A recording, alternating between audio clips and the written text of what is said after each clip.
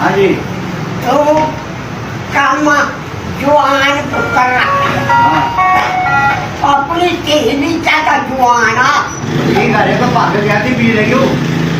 वो भांग के रोज पीना हाँ अकल आज पीती अच्छा ठीक हो गया पिए। तू जवान कामा रखिया हाँ वो अगले चा सुरमा कट लेंगे अख चल हाँ ਇਹ ਤਾਂ ਫੇਰ ਕੁੜੀ ਆ ਕੱਢ ਕੇ ਦਾ हाँ ਉਹ ਇਹਨੂੰ ਕੱਢ ਦੇ और जा जा काम कर अपना जा काम कर अपना जा।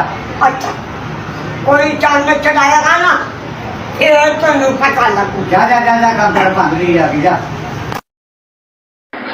ए है जी आज का छोटा जो ब्लॉग ये मैं तुम्हें सामने ऐसी लाइक करो सो शेयर करो सो सब्सक्राइब करो सो वहाँ याद रखे सो मिलते हैं अगली वीडियो के बाद।